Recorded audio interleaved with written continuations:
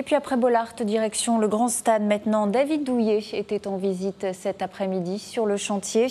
Le ministre des Sports impliqué dans l'organisation de l'Euro 2016 a voulu venir constater l'avancée des travaux. Une visite accompagnée de nombreux élus bien sûr et guidée par les responsables d'Elisa, la filiale d'Eiffage chargée de la construction du stade.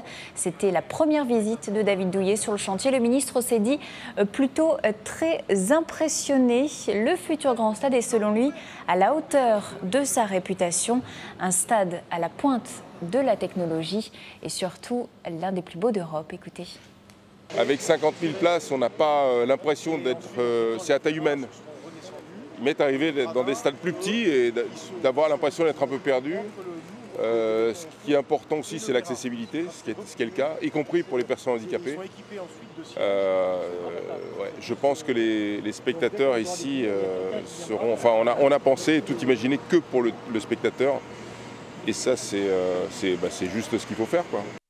Et la visite du ministre était l'occasion aussi de faire le point sur l'avancée des travaux du stade. Depuis plusieurs mois se confirme l'hypothèse d'un retard de la livraison suite aux intempéries de cet hiver. Surtout, le stade ne pourrait pas être livré comme prévu à l'été 2012.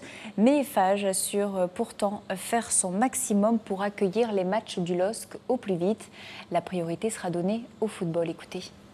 Pour arriver à ouvrir cet été, il faudra que tout le monde mette un peu du sien, quoi. On est donc dans une logique où si on n'est pas au rendez-vous les premiers jours d'août, on essaiera de l'être au moins pour le début de la saison sportive. Donc il se peut que certains matchs ou les premiers matchs soient à l'extérieur pour permettre effectivement de répondre plus dans la deuxième partie du mois d'août dans le Grand Stade. C'est bien l'objectif sur lequel on s'active. Maintenant, la date précise, je ne peux pas vous le dire. On est vraiment nous-mêmes tendus là-dessus. Et c'est vrai que pour nous, ça veut dire qu'on va différer, si on fait ça, on va différer les autres activités dans le stade pour donner une priorité au foot.